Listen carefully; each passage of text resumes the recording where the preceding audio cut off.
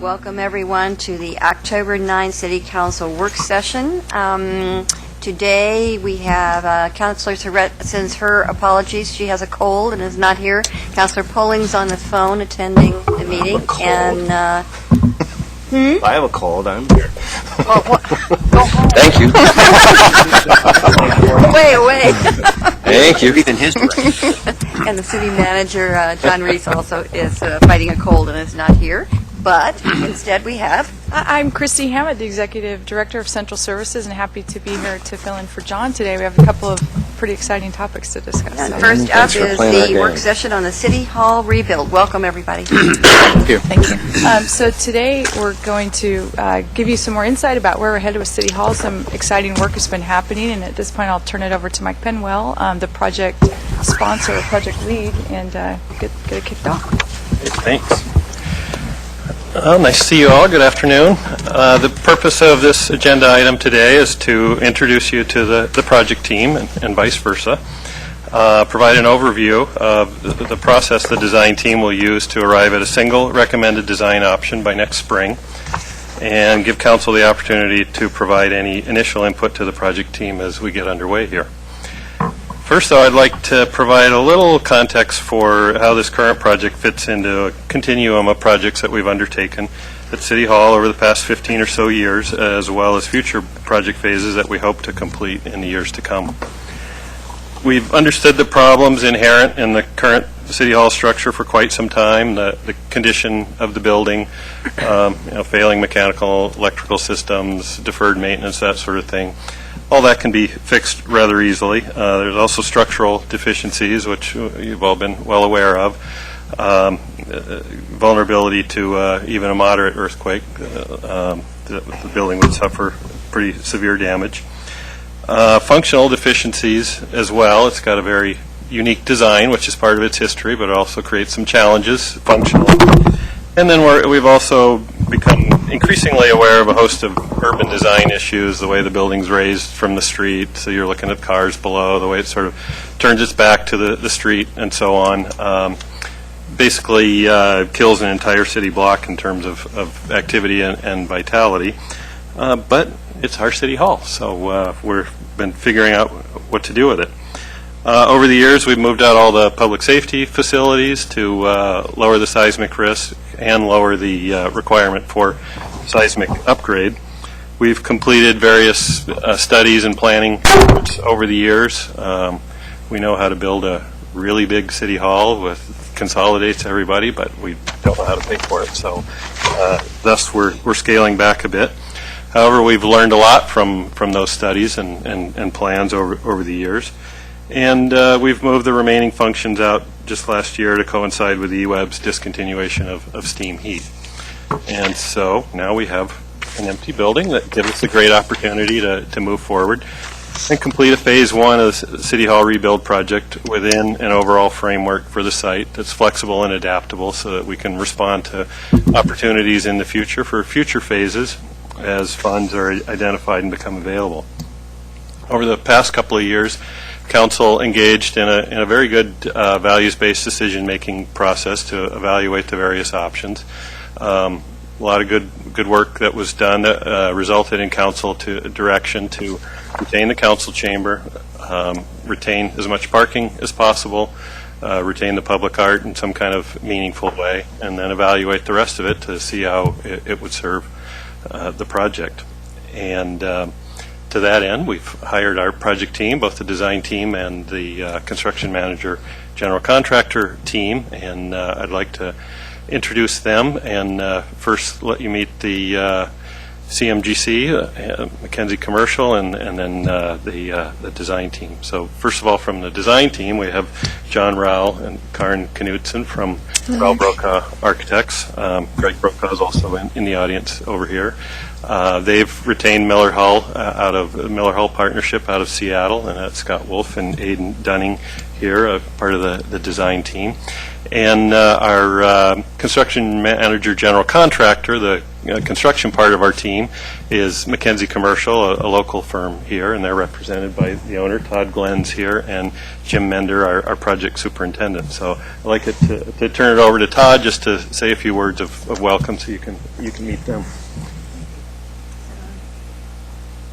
I don't know if they have a microphone or not, but in behalf of McKenzie Commercial, we'd just like to thank you for awarding us the project. As a local company, we're certainly excited about being part of this, such a pivotal community project. And so I just wanted to let you know that we were excited about it, and this project's very important to us. We view it as the #1 project we're going to be doing these next couple years. So we're going to give you a good project, and we're going to work hard and back your team. We enjoy working with the City of Eugene, including Mike and Steve, and as well as the design team you picked. So again, thank you, and we look forward to working with you. I've got with me Jim Mender, who is our project manager, and really he'll be the face of our team on the site, working through budgeting as well as construction. Thanks, Todd. Thanks for having us here today. Like Todd said, we're excited about being here, and I just want to thank you for choosing the construction manager general contractor process for doing the project. It's just a collaborative way to do business, and we've worked with Raul Broca on other projects. We just finished the Relief Nursery in Springfield with them, and it's really a great opportunity for us to all sit down at the table and ask each other what-if questions. What if we do this? What if we do that? And look at every avenue. And what we find using the CMGC process is that we get better quality buildings. They come in under budget, and we meet schedules because it allows us to plan for construction while the design's going on. So it's really a great way to deliver a project, and I think the community will be well served by it, and we're looking forward to that State of the City address there, I think in 2016. So anyway, thank you. It's great. All right, with that, I'd like to turn it over to John. You can take it from here, John. Go ahead. Yeah, I'll just continue and thank you for our team for a fantastic opportunity. When Mike introduced, when we had a walkthrough of the project, this is a legacy project for all of us. It's really important, and it's safe to say that we're all invested in this. We are invested in downtown and its success, and we've been through hard times and seen recent successes, and are really excited about the potential to build on that. And a lot has been accomplished already, as Mike was describing, and that we can come in not as the early project, but actually build on what's already happening is a new and really positive outcome of all the hard work that the staff have been doing, the leadership you've been showing, and working as a team to do this project is the right way to do it. So, Todd and Jim, great choice. We're going to we've got a solid team, and Scott and Aiden. I've known Scott since we went to school together here 25 years ago, and we've worked together on the wetlands project, a really successful master plan, and we really appreciate their design leadership nationally in sustainable design and civic projects just like this one, and a real sensitivity to what it means to be in a particular place in the Northwest, in Eugene. And the fact that Scott has spent, enough years in Eugene to really understand this community, I think, is a real strength. Yeah, and thank you again for the opportunity to work with you on this project. As John said, that I've known John for a number of years, more now than I care to count. They say 50 is the new 30. I'd like to believe that. But it really is a great opportunity here, and as you have recognized in the past, and we'll be talking a little bit more in depth about today, this really is a legacy project, and it has the project gives you and everyone involved the opportunity to set a course for the future that's already been set, but to continue and build on that course. And we'll talk a little bit more about our thoughts on that through this presentation. So we have slides. We need a new council chamber, don't we, so we can see the slides. Just saying. There we go. Very practical.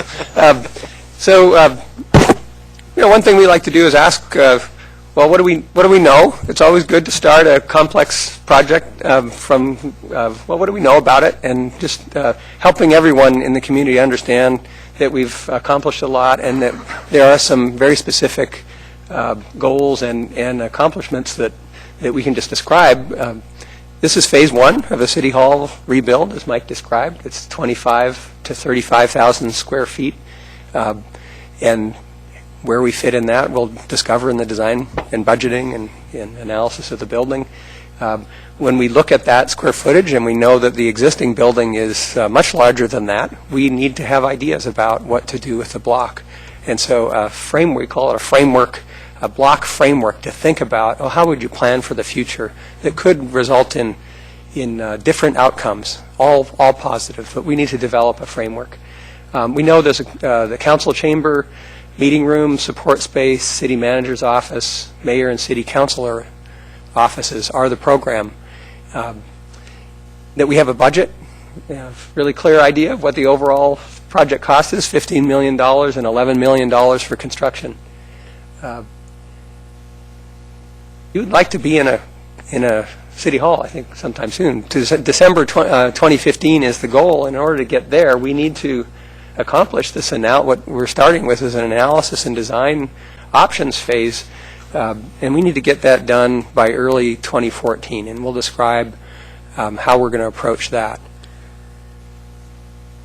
So if we're going to get there to that ultimate goal of City Hall rebuild, we know we're going to be doing a lot of work between now and April. This is our master plan, narrowing down to, as Mike described, a single design option by April and bringing that to you. And it will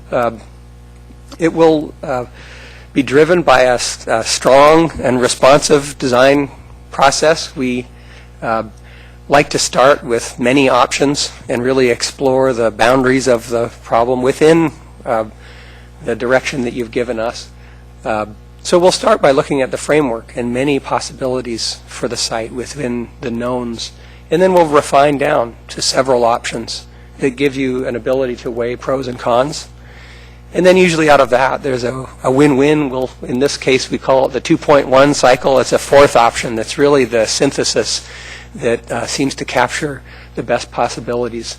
And then bring that, in the end, back to you as a single recommended design direction for the project. So those cycles of work, sometimes, why are they cycles? Well, sometimes you go backward to go forward, but we're making progress between now and April. And a lot of public engagement has been done already for City Hall.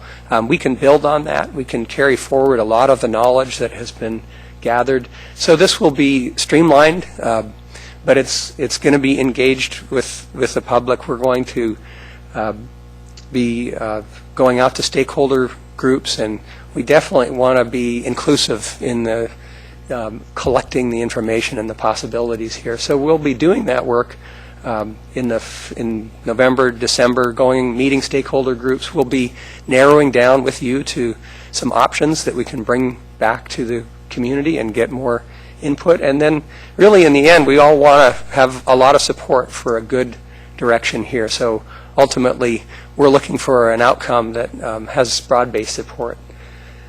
In where we imagine have identified interacting with you and working with you, just to give you a sense of how you'll be involved in this and seeing it, we're here. There, look at that, you are here. First, just an introduction to the project and how we're thinking about it. And in November, we'll be coming back at smaller scale, small group meetings with you. And then in January,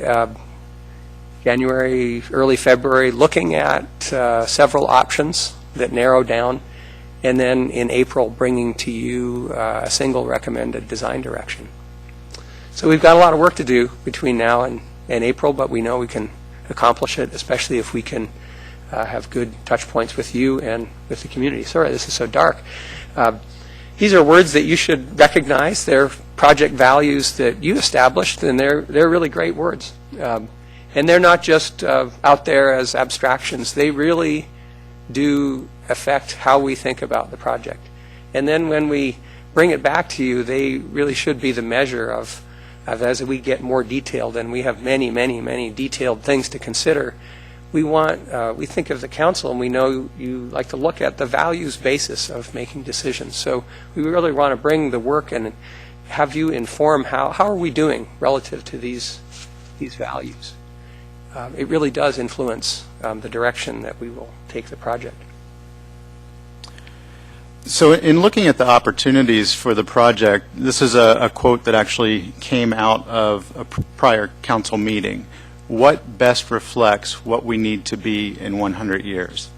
And I think there's a tendency when you get into individual projects to put the blinders on and try to solve that problem within that box. But we always like to look at how that box relates to future boxes or previous boxes.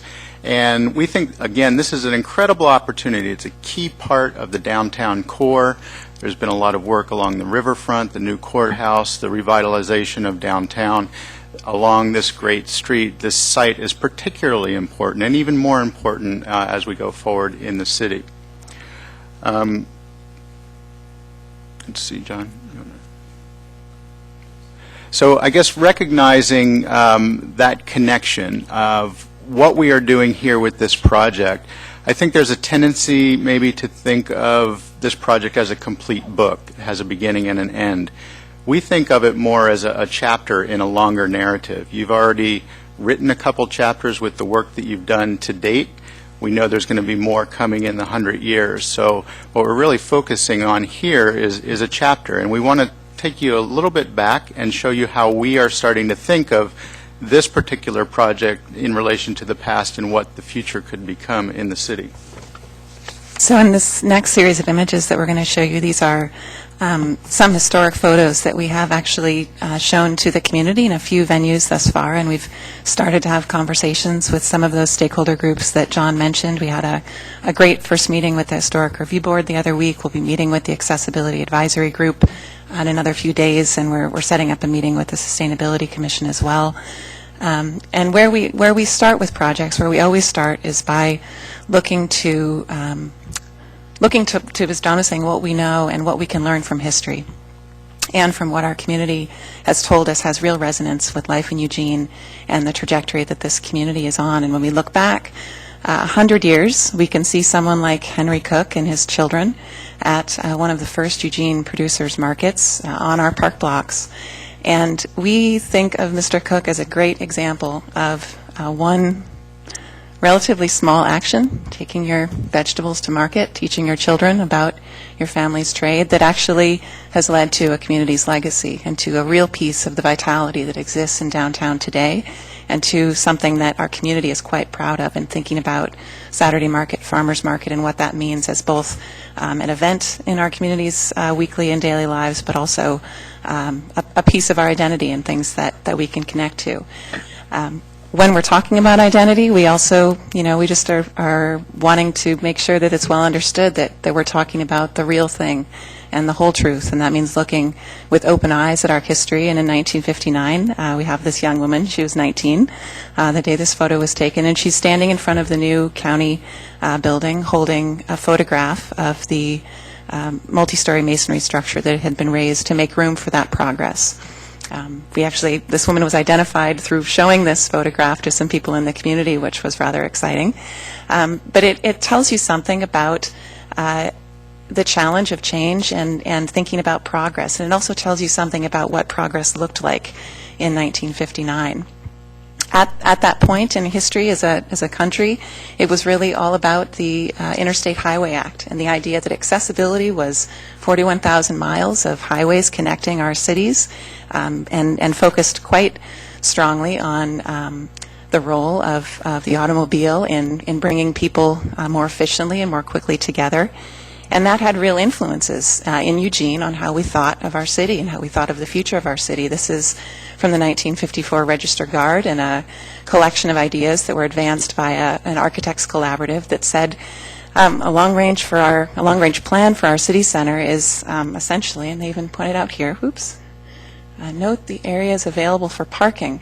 That really it was about providing high-speed access and places to locate an automobile once you had swooped into the city. And swoop is a good verb to use here, probably, because what was envisioned at the time was a whole collection of overchanges and interpasses that would, in reality, have raised much of the High Street neighborhood and much of sort of the north edge of the downtown riverfront and that piece of the Whitaker. And the reason for that was to bring this high-speed access right into downtown and right into this vision of a county civic center. The other things that we can learn from, and John mentioned values and how projects express values and decisions in history express values. Looking back at that same time in Eugene's history, we were a community that was doubling in population, but also doubling in our area at the same time. So very different ideas about population growth and how to build community in a particular place. Very different ideas about infrastructure. This is a piece of that highway system running through the Delta Ponds. A lot of work that has been done since that time to restore some of the challenges that that piece of infrastructure created.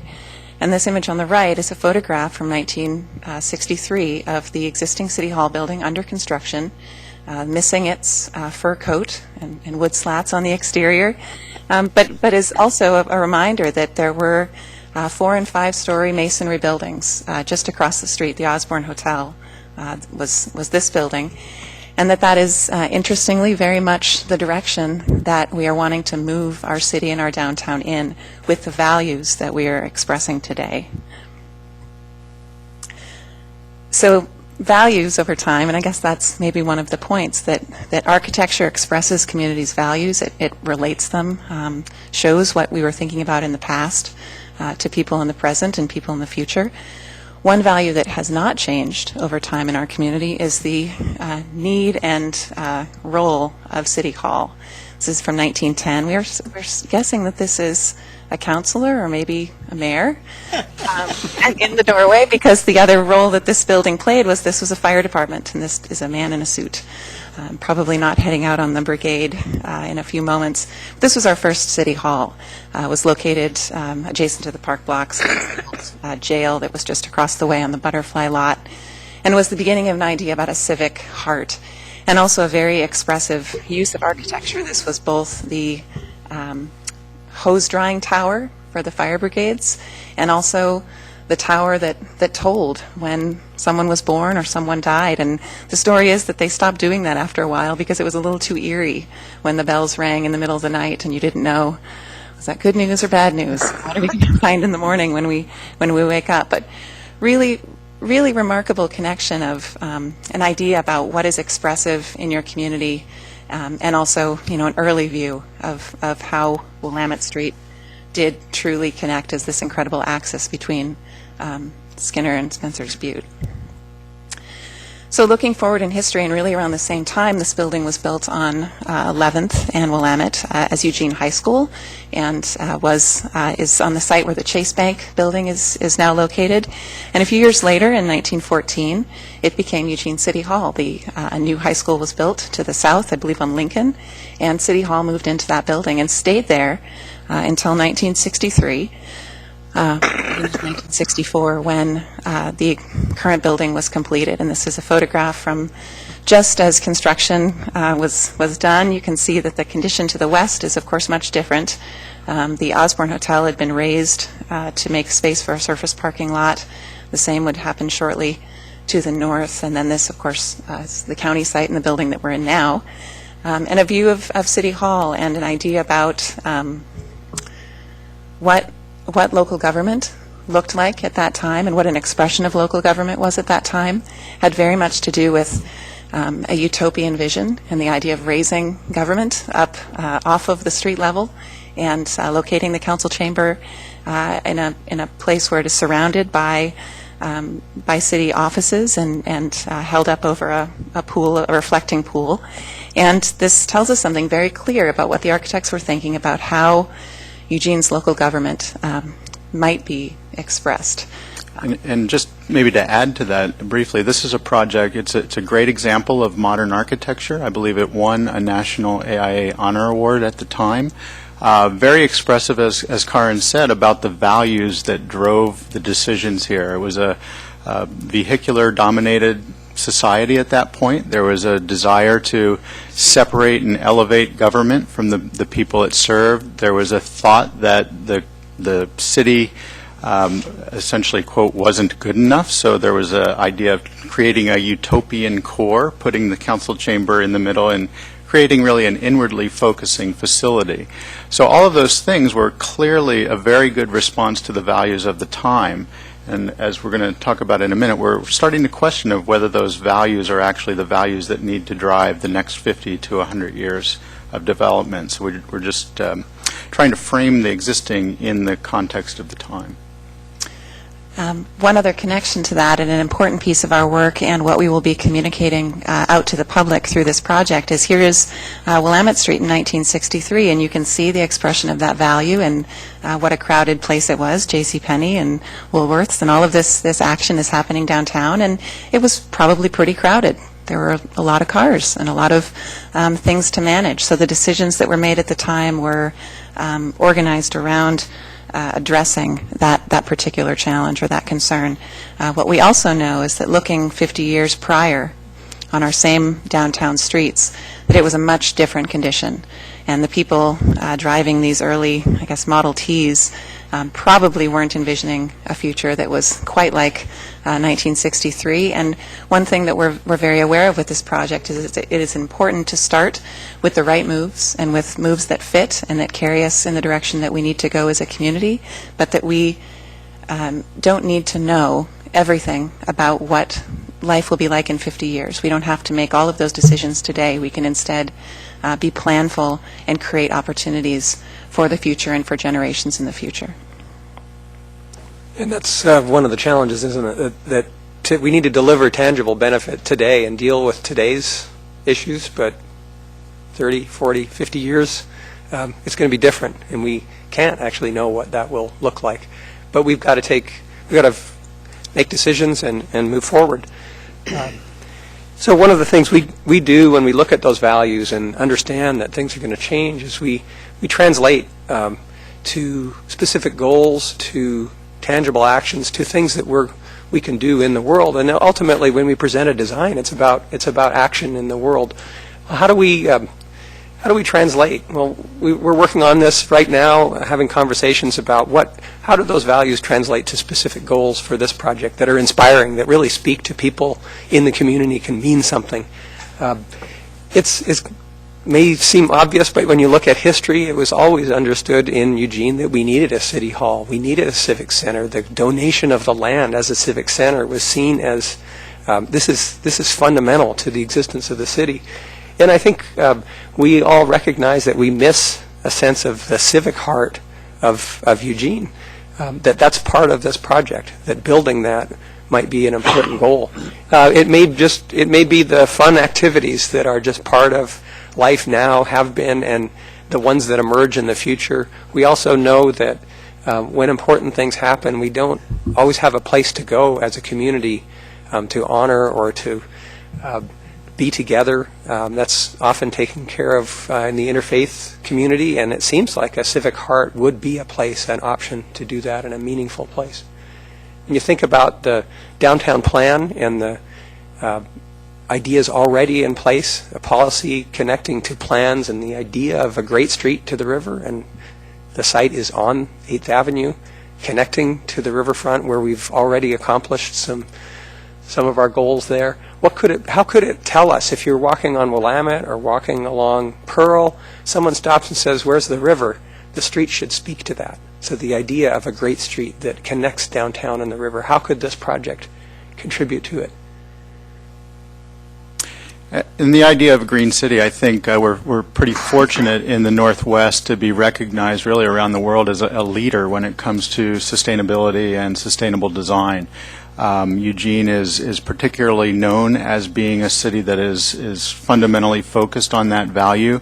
As a design firm, we're very interested in and a leader nationally in sustainable design. We just finished a building in Seattle that is net zero energy, net zero water, and just found out yesterday that through the first 7 months since it opened on Earth Day, it has actually produced more energy than we had anticipated and modeled it would produce in the first full year.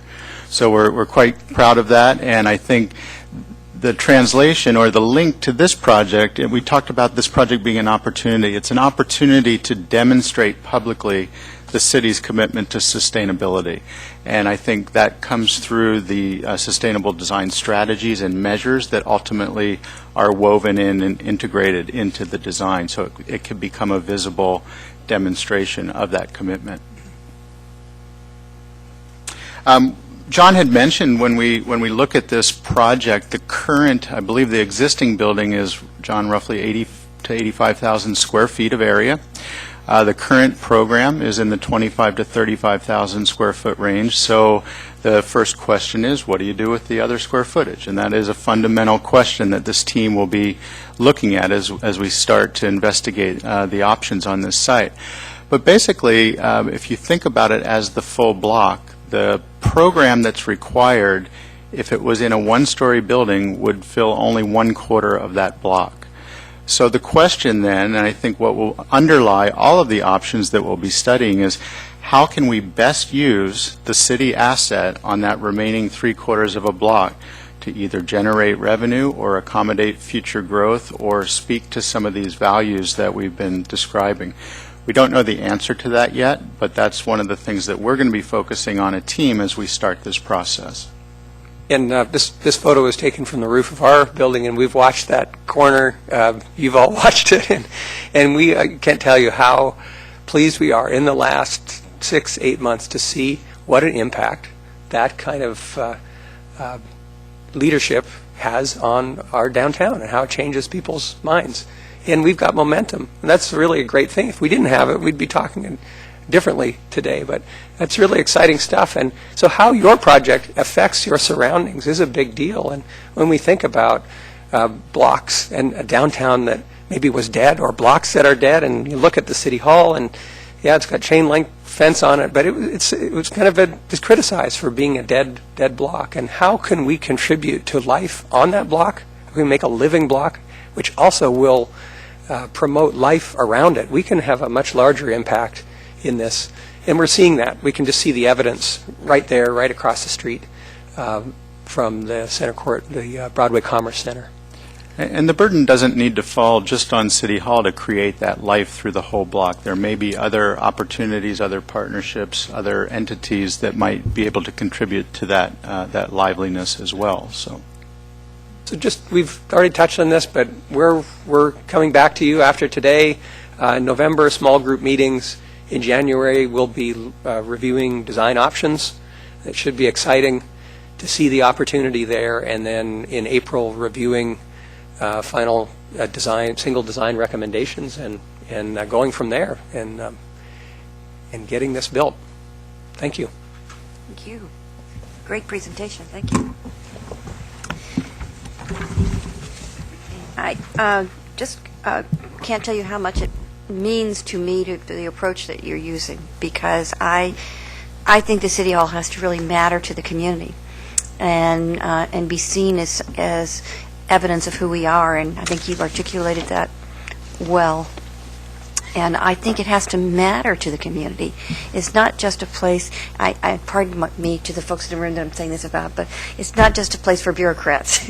It's a place that is who we are, the heart of our community, and that's really important. And I don't think we've had that feeling about it for a long time. In fact, I felt for the last 9 years like, how can I go around and tell other people to beautify where they are when our place looks so poor? So it is for me a real energizing moment to try to have this possibility.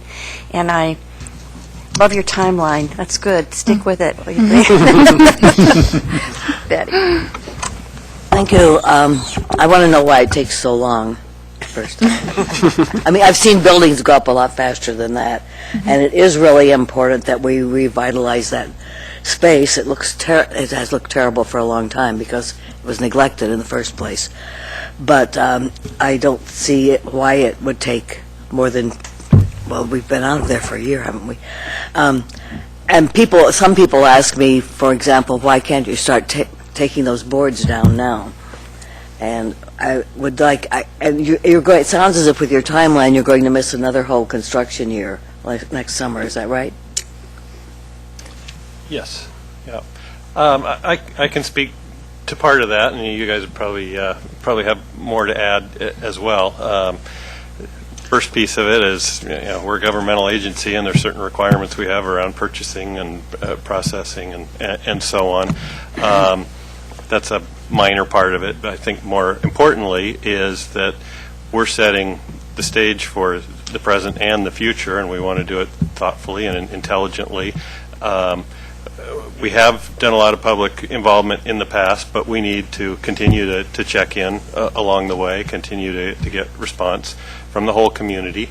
That takes some time and effort and some planning. Making sure that we're getting good stakeholder input, and then going back and reporting how the input was used is an important part of the process.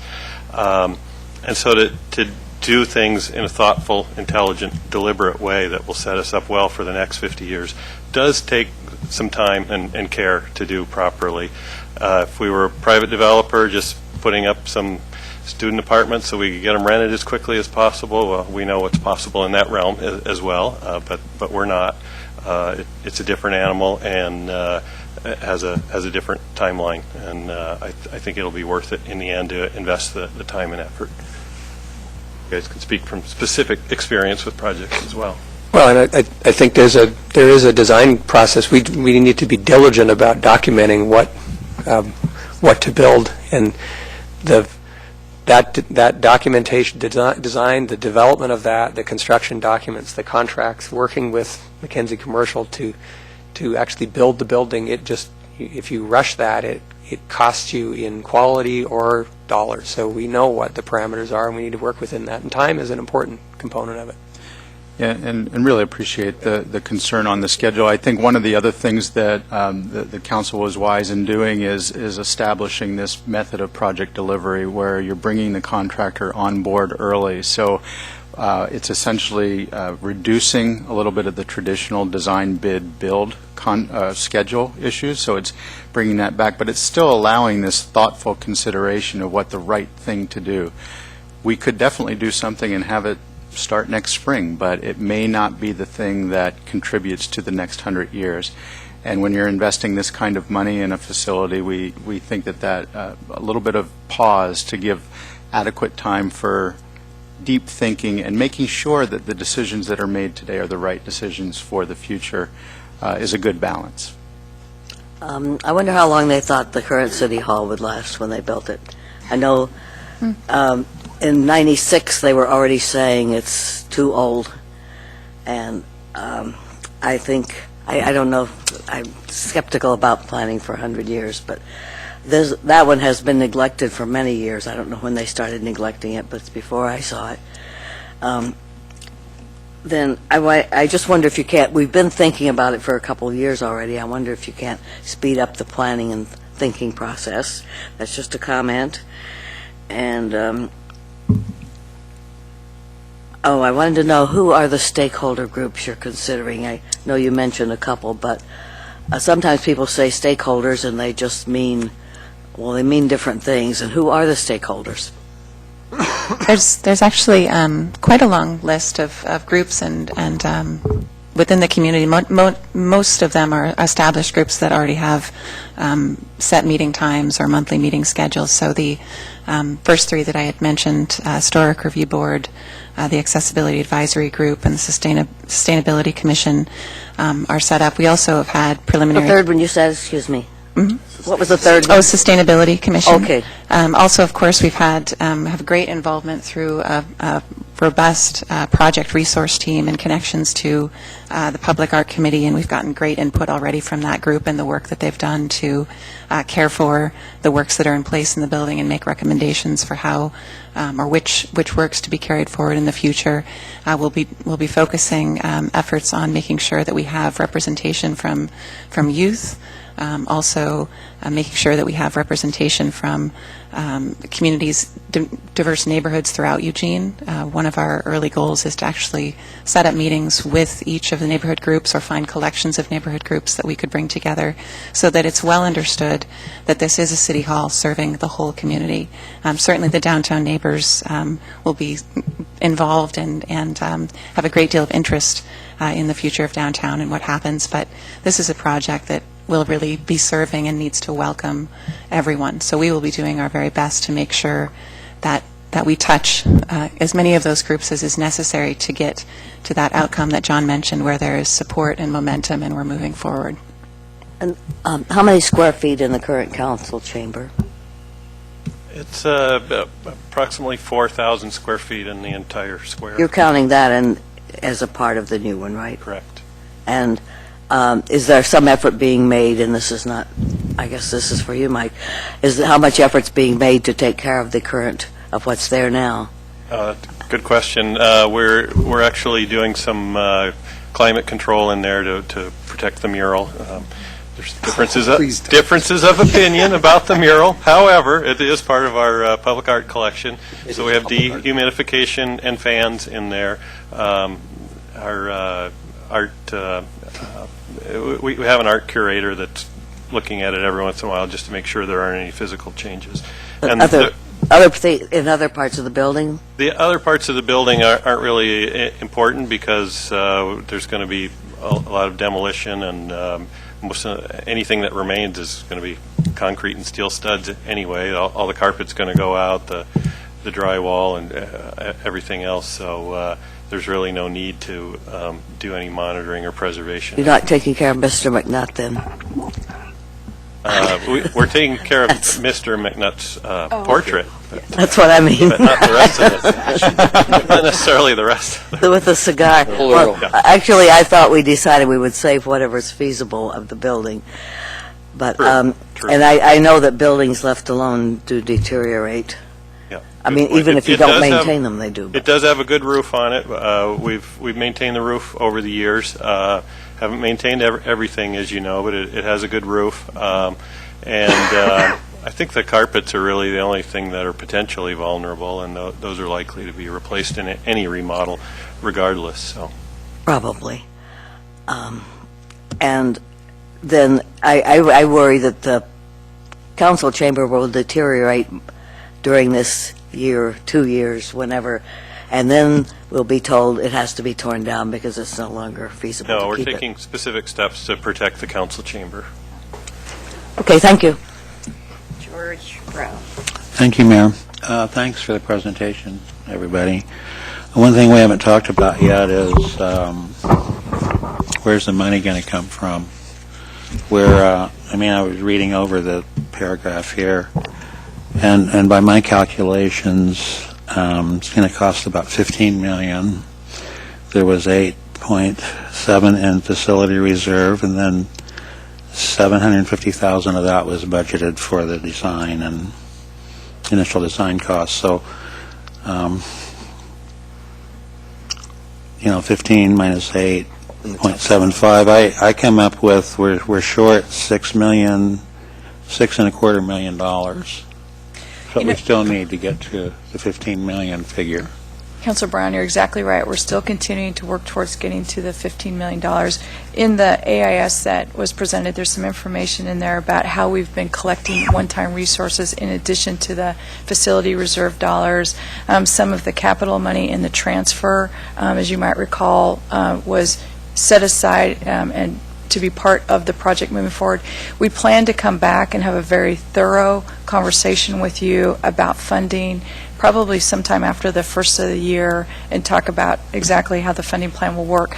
We are approaching it, we've mentioned this, I think, in previous conversations, that we're really approaching this like we did the library, where we're looking for opportunities to gather one-time dollars that become available, whether it be through the sale of property, unrealized savings in different areas. And so we're actively looking for that, and we have a lot of confidence that we will achieve our goal of $15 million as the full budget.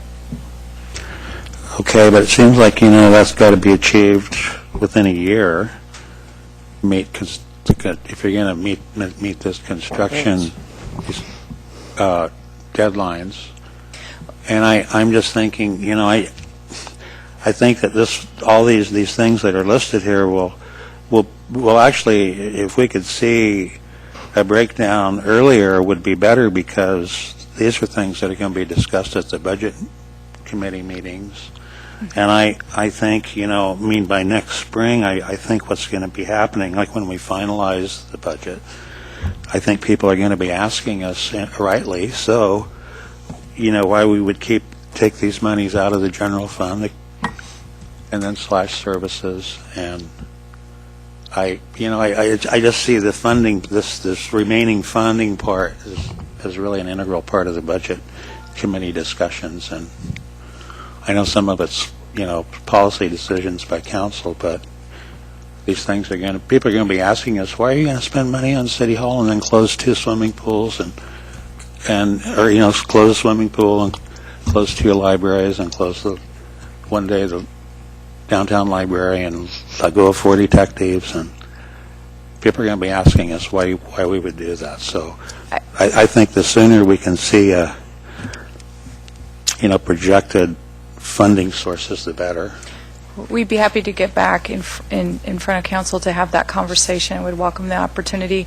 Part of what we're looking for, and just remember, is we're looking for one-time dollars. So a lot of the monies that we're using are, you know, project that would have been dollars that would have been going towards one-time capital expenses, maybe, you know, in City Hall or in other facilities. But it's one-time resources versus ongoing resources, and so the conversation about using one-time resources for pools or ongoing services is one that we've talked about quite a bit, where we're really focused on coming up with one-time resource to complete this capital project.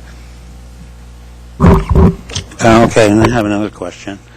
It was mentioned during the presentation that, you know, the project's only going to take about a quarter of the existing block, and that one idea was kind of tossed out was complementary uses to revenue-raising spaces, and I was just wondering what that meant. Like leasing it out to a commercial business to build a building or I think when you look at the opportunity, we have in the first cycle of what we're doing, developing testing frameworks for the block, we need to look at how could we set up a framework that would allow you to respond to future discoveries. Maybe someone, and we don't really know what they are because they're not in front of it. If we knew them right now, we would add them to our list of knowns. They're unknowns, but we know that downtown is really valuable. It's valuable for public, it's valuable for economic development. We need to create a framework that allows you to respond to the opportunities that are going to come along in a thriving city. So we know that maybe you would lease part of a building to a nonprofit, or could be a business. It could be a use that you don't know about. That's one of the options that we're gonna look at. I see. Okay. And you may recall from our previous discussions with council that we had talked to some developers about potential interest in the block, and there was some interest in a variety of different options. There's actually a developer on the project team to help us through some of those issues around public-private partnerships. Each of the 4 block or faces of the block have different characters and relate to different parts of the downtown in different ways, and so there's each side has different opportunities, and so it's exploring all those opportunities to create a flexible, adaptable framework so that anything that comes along as we move forward. That's one of the biggest things we've learned from previous planning processes, is that we need to, instead of, as Scott was saying, design in a little box to resolve one problem at one point in time. We need a flexible, adaptable framework that allows us to respond to opportunities as they present themselves, and that's understanding the context of the block and the opportunities, so that when these opportunities do come along, and some of them could be revenue generating, we're ready to go and respond to them. We would expect that in that first loop, that first cycle where we suggested there might be 5 to 10 different options that we're looking at, that would be a range of options that would be distinctly different from each other, to be able to discuss the pros and cons and give you guys the option to weigh in on whether you saw benefits, in line with one or the other. And, one of the things that we're looking at is the city has adopted a densification plan, essentially, that's looking at FAR of 2.0. The current facility is about a half. So there might be some options that we're looking at instead of sitting on an asset that is requiring ongoing maintenance, bringing in no revenue.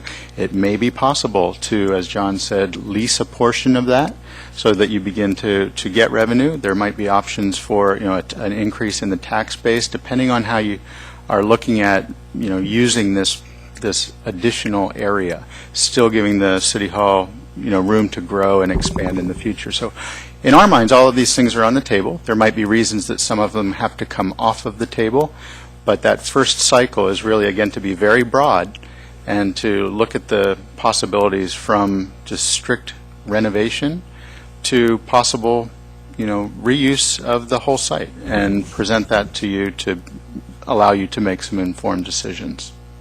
Okay, but it was my understanding that it was to be used for government purposes, and that eventually all of the satellite departments, except for police and a couple other ones, would move back to that site. And so I see any commercial use by outside entities as conflicting with that clear council direction that we've already given.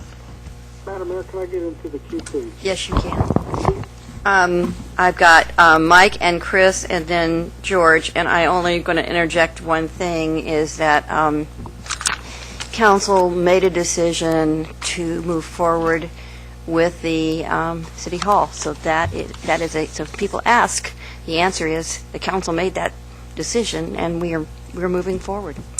Mike, you're next. Just yelling. Yeah. Yep. Thank you very much for the presentation. Appreciated that. I also appreciate your process very much, although I'll say good luck. I think you have a very challenging project in front of you, as I think you probably know. You're familiar with the community. We have a very diverse set of tastes in the community. You heard it at the table today. Some people love the mural behind the thing there. Others of us think it's hideous. Some people in the community value have different cultural values of, some folks love Saturday Market, some folks love the Oakway Center. So finding the aesthetic and cultural kind of place where all of us get to own it and say, that's my City Hall. I think that's going to be a neat trick, and that's going to be a tall order, and I'm sure you can do it, and I'm looking forward to seeing that very much. I would say that along the lines of of George's comments, I really want to see that other $5 million identified by January, by the time we're talking about this, because we're starting. And it's not so much that I don't believe we can figure out how. It's that the uncertainty about where it's coming from is going to affect a host of other decisions that the council has to deal with this next year. And there's no way we should be working past January not knowing where that other $5 million is coming from while we're working on other things. So I really hope we have a clear financial plan laid out for how we're paying for this before we go to the next step of, okay, here's the initial parts of the work, and start making decisions, because I won't be ready to make any other decisions until we can say, here's how we're paying for it. And I understand the difference between one time and otherwise, but I really will feel uncomfortable with with this not being clear past January. Chris, you're next. Yeah, I would just reinforce what both George and Mike were saying. We have suffered in the past when we don't have answers to questions. Mm-hmm. It's an erosion of confidence when we can't answer questions, and so whatever we can do to get that information, I would reinforce that we can't move too far until we've at least got a much clearer idea of where the money will come from. With regard to how fast to move on this project, I'm very conscious this is a legacy project, and and somebody says, what was the most important thing that council did 20 years ago? There'll be a lot of things we've worked on, but this will be the one that we're remembered for, and so we want to make sure we do it right. And I know where I grew up, the church I went to was built in 1662. So you can build buildings that last a long time if they're built well and you take care of them. I mean, for me, legacy can be 500, 600, 700 years. So to me, 100 years is nothing. You can easily build to that standard if you choose to and you have the will to do it. What we need to do right now is to not lose our will. This is an extraordinarily important project to do, and I realize we're going to have to stretch to do it, and that's a key point. We're really going to have to stretch if we want to do it, but I think it rests with us to do it, and we have to do it, and we have to find the courage and the money and the will to do it and do it right, and that will take some time. You're moving, I think, at a reasonably fast pace. And I think you've got a lot of work to do in a relatively short amount of time. And I wish you all the luck in the world, and however I can help you, I can, because to me, this is that important a project. And we'll adapt and we'll adjust as we go. Whatever we decided it needed to be 2 years ago, and what we decided it needed to be today, and what we'll decide it needs to be in January, I'm sure we'll be tweaking and revising and adapting, but we don't get a chance to make a mistake. Because whatever mistake we make will be memorialized in concrete. And I don't want to do that. So I'd rather memorialize our triumph in concrete and not our mistake. George Poling? Thank you. Yeah, I just want to remind people that we spent a lot of money doing a lot of public outreach for the Taj Mahal edition. And when this group looks at that information, they need to keep that in mind that, we as a council realized that was, totally out of our reach, and that's why we decided to go with the to me, a more simple, more open type of a building or a facility that not only is there for a long time, but can also be built either up or out as needed. With technologies advancing the way they are, we may not need the total number of square footage that the city government uses now throughout the entire community. So, the design of this, I think, is going to be real important. I, too, am concerned about the funding, and I just want to, and I mentioned this, we had a conversation the other day with the mayor and the city manager.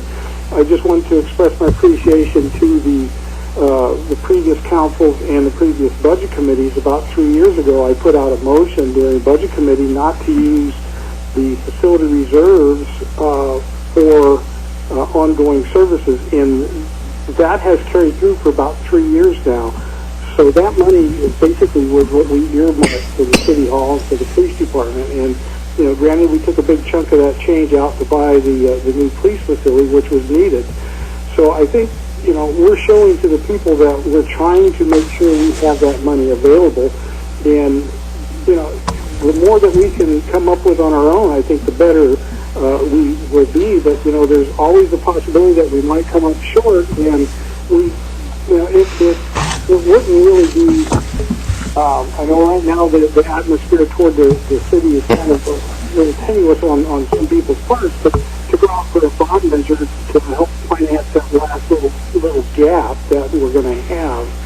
And during our last budget cycle, we had a lot of folks come up and volunteer to basically say that we're willing to help the city. They specifically said go out and get a bond measure to help build a new city hall. So I think we can achieve that final goal. But the important thing is that we build this, that make sure that it's open and welcoming to people, and that it has room to expand in the future. Thanks, George. Alan? Yeah, I very much appreciate your approach, and thanks for coming today. It is a legacy project for you guys and for us.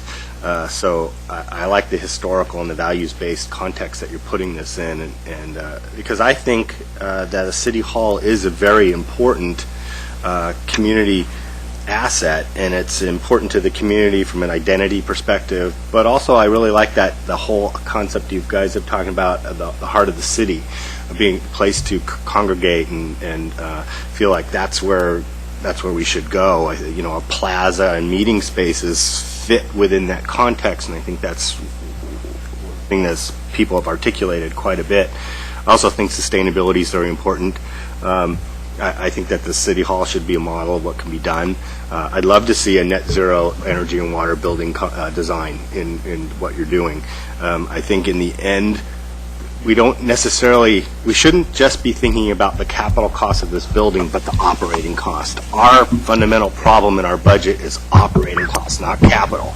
Operating costs, operating costs, operating costs. The better we do in the front end of this building to lower our capital cost over time, because energy just keep going up in cost of energy and also water, the better off we're going to be in that 50-year time frame. And I guess as to the speed of things, you know, the prior postulate, you can have a fast, cheaper, or right. Prior postulate. But you can only have two. The problem is, I have no problem at all being thoughtful and taking the time to do it right, because I think it's cheaper in the long run to do it that way. Yeah. So I think we can have it. We have a limited budget, and we need to do it right, but that means we're not going to do it necessarily really, really fast. So I think that timeline is appropriate. I do like the idea of preservation of the block, not the buildings, but the block, for a lot of future uses that we haven't even thought of yet. That most people today never physically actually go to the City Hall. They do it online, or they do it by phone, or they do it some other way. And so I think the concept of what a City Hall and how the citizens interact with it is completely different than it was 50 years ago, or in 1963 anyway. I've been a proponent of using developer capital and then leasing back the building as a financing mechanism. I hope we continue to look at exploring that, and maybe for the other buildings, having that be part of the, if we decide to do something with the other parts, that could be a part of it too. I have a lot of confidence in staff that you'll be able to come up with that financing plan and create one that works for us. We need to do that sooner than later. I think you got that message. And we need to live within our means. And I agree that we should be accumulating one-time monies for doing this. During the budget process, I've been and will continue to be opposed to fixing our general fund deficit by using one-time money and kicking the can down the road yet again. So I think we should solve our budget problem in a responsible manner. We have one more work session item, and we're right at the time we should switch. So if you've got something you need to say, Betty, really quick, and then we'll thank you. Okay. I have something quick.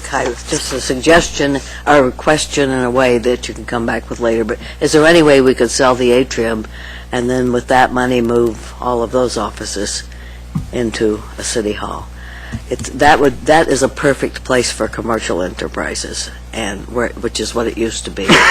And then the other thing is, at what point, and I want like this answer now if possible, at what point in the planning can we apply for grants, or can we apply for grants to preserve the historic part of the building? I guess I'll just say that we're looking into all those options, not knowing yet exactly what we're going to do with the building. It's a little premature to apply for any grants, but we're looking at all funding options, including grants. Thank you. All right, we're going to transition, to be fair, to the next work session, but thank you very much. Thank you very much. Really appreciate your comments. Appreciate seeing all of you. Glad you have this collaborative working. Next up is the Human Rights Commission 2014 Work Plan and 2012-2013 Annual Report. Thank you very much. Thank you, Mayor. So today, as you said, the Human Rights Commission is here to talk about their annual work plan, and it's a requirement that they bring their work plan to you for review and approval. And so without any further ado, I'm going to turn it over to Mike Kinnison, and we'll get started. I think he's joined by a couple of Human Rights Commission members as well. Welcome, Mike. Who's coming up? You got more. Good.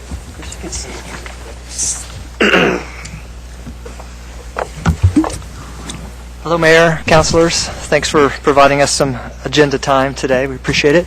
I'm Michael Kennison, the manager of the city's Equity and Human Rights Office, and with me today are two Human Rights Commissioners, Chris Nunes and Andrew Thompson. Andrew's the current Vice Chair, and they're going to be part of our presentation today. So what we're here about today is to highlight accomplishments from the fiscal year 12 and 13 work plans, and that's going to be Andrew's role today. He's going to be speaking to you about the good work that's been done, and we're also going to provide an overview of what the proposed fiscal year 14 work plan has in it, and that's going to be Chris's role. But before we do that, I just want to provide a little context and staff perspective, and I also want to hand out some updated information that I emailed to you, and I apologize, but noticed a little late in the game was missing some pages, and that's the attachment B, which is the summary of the work plan accomplishments from 2012 and 2013. I think we have. Is this different than the one that was out of space? It was emailed out to you, but the one that was hard copy in your packet is probably the one that's missing the pages. So this is the most current version. It's the same. It's the same. We already have this. We've got it. We did. Great. Beth is very efficient. Beth is very efficient. So just to give you a little bit of context, before the commission started its work planning process, the chair and vice chair met with Mayor Piercy, city manager, Equity and Human Rights staff, to talk a little bit about what those folks' perspective was on the key human rights related issues that were before council and before the city over the next year, with the idea of being let's try to align our work plan priorities with the issues that are facing the city, or we're anticipating either now facing the city or will be facing the city over the next year. And so I just want you to keep that in mind and think about that perspective as you're looking at the work plan, and we hope that you feel that we've achieved we've been successful in doing that. I also wanted to just say, during my brief role as manager of the Equity and Human Rights Office, I've been really impressed with the dedication of the volunteers on the Human Rights Commission and the seriousness with which they approach their work. It's impressive the time that they put in. It's a lot more than just showing up at the monthly HRC meetings. I think we estimated they put in about 1,000 hours or so over the previous work plan cycle. They accomplished much of the items that was in the work plan, but they also learned some things, that there are practical limits to how much any group of volunteers can take on. And so that experience influenced the makeup of the current work plan, which emphasizes actions that are achievable and measurable. I also feel that the current commission really recognizes the complexity of the human rights challenges facing our community, and that their effectiveness relies on doing the research and the due diligence that is necessary to struggle with those issues before advocating solutions to council and other decision makers. And that staff is really excited about supporting the work of the commission through the next fiscal year, and we're confident once again that they'll be making significant contributions to human rights issues in our community. And with that, I'll turn it over to Andrew. Thanks, Mike, and thank you, Mayor and Council, for taking the time to hear from us this afternoon. The Human Rights Commission work plan for the 2012-2013 fiscal year was pretty ambitious, and we were able to accomplish much of it. The full breakdown of these tasks is in the attachment B, as Mike said. And as you can see, it's a pretty extensive list, so my plan, I was just going to give you a general overview, try to hit a few highlights from some key areas before I turn it over to Chris for talking about the 2014 plan. So far in the 2012-2013 fiscal year, the Human Rights Commission has hosted and supported several local events focusing on raising awareness, fostering respect, creating community dialogue, and increasing education on human rights issues. We brought a couple of speakers to the area. These include Ajamu Baraka, who's the founding executive director of the U.S. Human Rights Network, and Eric Tars from the National Law Center on Homelessness and Poverty. Both of these individuals delivered presentations to staff and community on their respective areas of expertise. Additionally, the HRC organized International Human Rights Day in December. This year, the theme was Immigrant Rights is Human Rights, and for this event, we partnered with the Lane County Network for Immigrant Integration, produced a video highlighting immigrant voices in the community. This video was shown at the event and was well received by the diverse audience of attendees that arrived. It's also currently available on the web at humanrightscity.com for any of you who are interested in watching it if you haven't gotten a chance to do so yet. At our International Human Rights Day event, we presented awards for city staff in recognition of work that they have done in advancing human rights. And this year we also added a youth category to recognize similar efforts done by the city's youth. Planning for the 2013 International Human Rights Day is currently ongoing, and that will be occurring in December again this year. We also gave out awards recognizing human rights work at the Martin Luther King Jr. Day community event. And this event is just one of many of the community events that the HRC has funded or supported with endorsements and sponsorships. There have been 15 of these. Some of them have included the Disorient Film Festival, the Pride Festival, the Environmental Justice Bus Tour, and the Youth Empowerment Symposium. Many of these events have been organized with the help of partnerships from community and other non-city organizations. One of these partnerships, as I mentioned, was the Lane County Network for Immigrant Integration, and some of our commissioners have worked closely with this group and attended meetings over this fiscal year. In addition to working with community and city and non-city groups, the Human Rights Commission has also worked actively to increase communication and collaboration with other boards and commissions within the city. We assigned and maintain liaisons to several such entities, including the Community Development Block Grant, and we have a liaison to and from the Civilian Review Board. We've also worked with the Sustainability Commission on a number of issues, and we held a joint meeting with them this past fiscal year. We also have a seat on the Police Commission, and recently the Human Rights Commission played a role in the committee to end the downtown public safety zone. Our chairperson served as a member of the committee and also as a conduit of communication between the Human Rights Commission and the PPSC committee. This partnership culminated with a joint meeting between the Human Rights Commission, the Downtown Public Safety Zone Committee, and the Police Commission, and the end result of this was a recommendation that was presented to Council. Over the fiscal year of this work plan, the Human Rights Commission has also presented various other recommendations to the Council. We voiced support for the endorsement of the Lane County Network for Immigrant Integration Statement of Principles, and this resolution was adopted by Council. We advised a couple times on Envision Eugene concerns and supported transgender health insurance inclusion. This issue, I believe, will be coming before Council next month. We gave our perspective on the issue of homelessness as a human right and forwarded a proposal for a homelessness commission, the creation of a homelessness commission. Additionally, we provided some recommendations on how to fill HRC vacancies. As I hope you can tell, the Human Rights Commission has been kept busy by our 2012-2013 work plan, and we've logged, as Mike said, over 1,000 hours of volunteer time working to accomplish as much as we have. And while we were able to complete much of the work plan, there are still some areas of ongoing concern. Some of these include concern for hate and bias activity and response, issues around homelessness and poverty, immigrant integration work, and issues concerning the city's youth. We'd also like to engage the community in dialogue on sensitive topics such as race. As we worked to develop our 2014 work plan, we kept these in mind and brought forward many of them to address in the next fiscal year. So for more on that process and the upcoming work plan, I'll turn it over to Chris. All right, well, thanks again, Mayor Piercy and City Councilors, for having us here. We are very curious about your feedback on this work plan that we're presenting here because we want it to align with the Council's goals and support you as much as possible.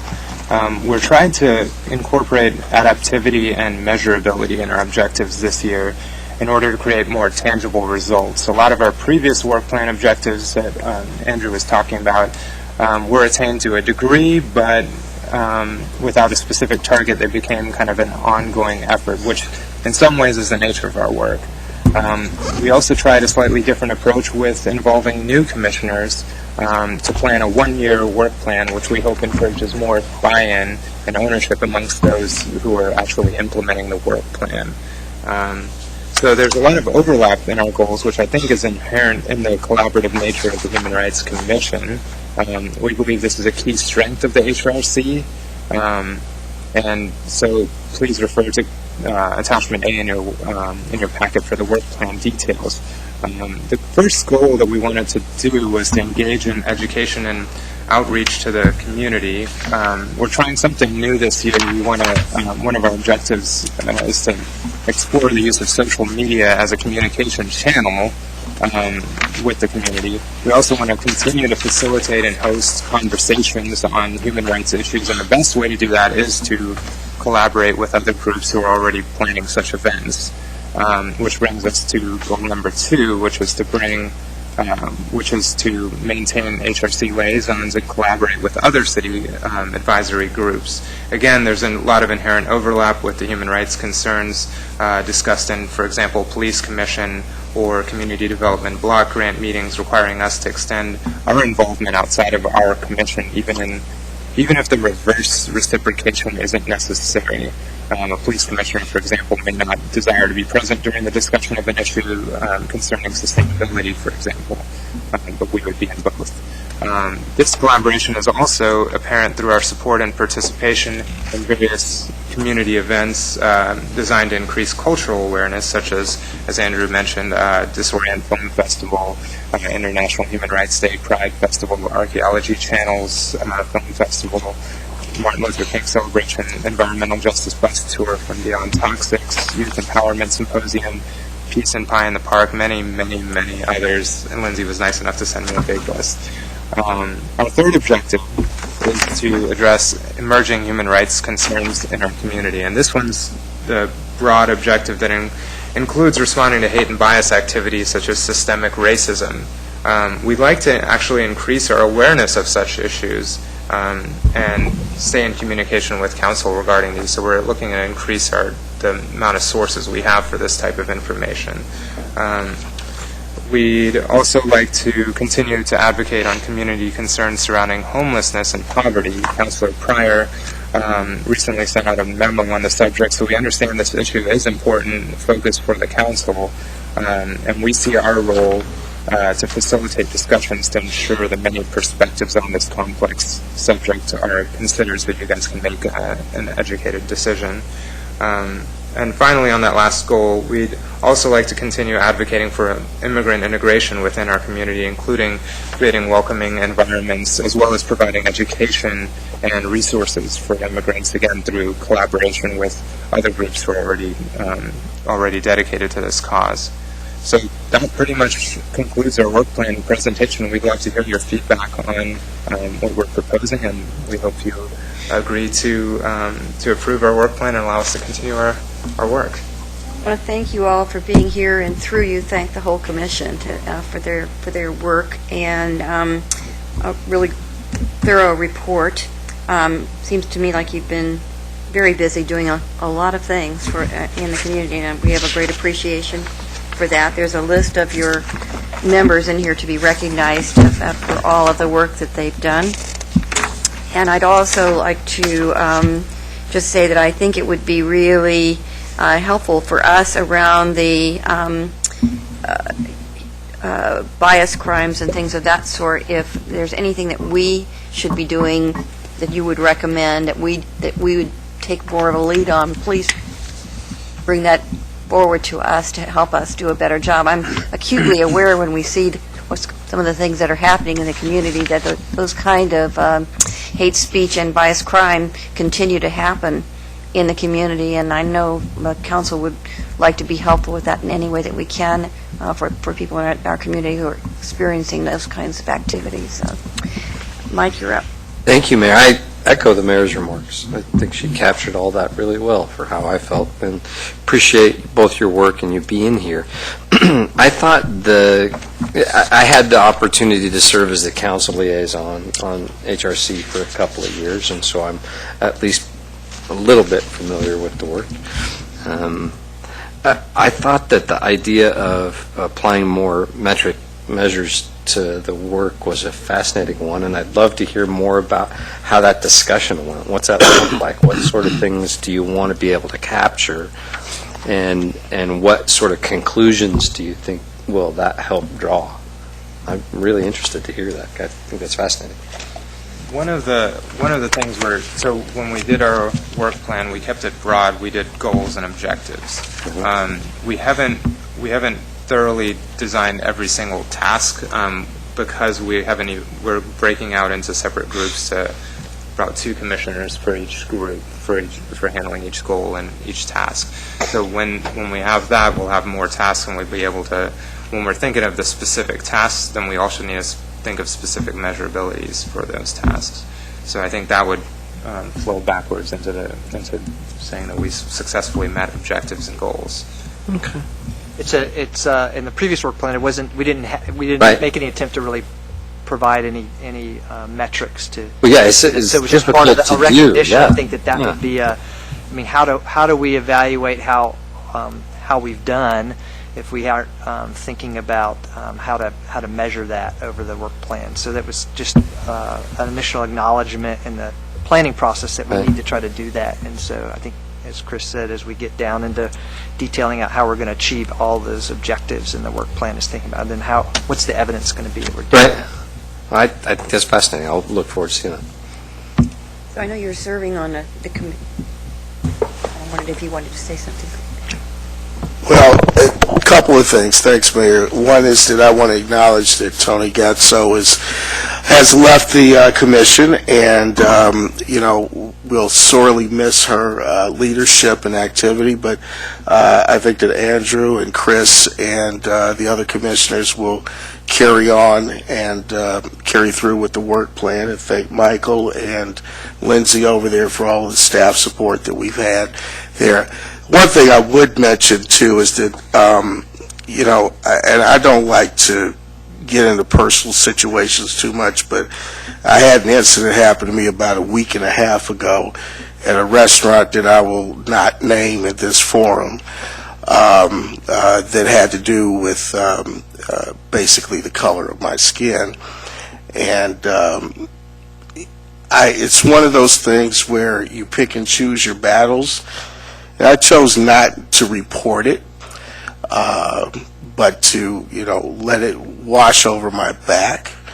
I think a lot of people in the community do that just not to have the hassle of dealing with these kinds of issues and elongating the uncomfortable incident that has happened. So I think that what we're trying to strive for in all areas, whether it be homelessness or a race or gender or immigrant issues, is to create an atmosphere in this community where those kinds of things are unacceptable to come out of people's mouths.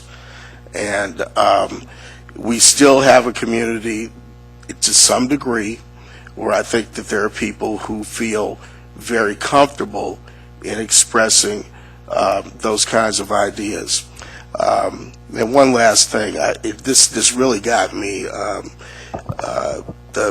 Actually, about 3 months ago, I was at a wedding that was in a public park that my family was invited to, and my daughter was playing with some of the kids that were there. And one of the kids basically stopped and he told her that it's okay to say bad words. My parents allowed me to do that, including the N-word. And so I had to explain. I've had to do this on a few occasions, but it's a really tough thing to try to explain to an 8-year-old what the N-word is. So I just want you guys to keep that in mind, that, we still have a lot of work ahead of us. Yeah, thank you for coming and the good work you do, Michael and Andrew and Chris, and the rest of the commission. I think HRC is a very important work that gets done at the city. It's a forum where these issues can be brought up, discussed, worked on, and hopefully solved. That doesn't exist anywhere else, and that's the real value of it. And I thought your report was very clear, and it's a good format. It really shows off the long list of all the things that you've accomplished over the years. So I thought that was very good. And it had enough specificity in it that you could really tell that there was a lot of work going on. I think that going forward, the liaison work with the other commissions, other committees is really important within the city. I think we don't interconnect enough, and I think that that is really important. I think getting back to the council on a regular basis, like quarterly, even if it's just 15 minutes, here's what we're up to kind of thing, is really important, and we need to work that better into our schedule. I think that the bias, hate, racism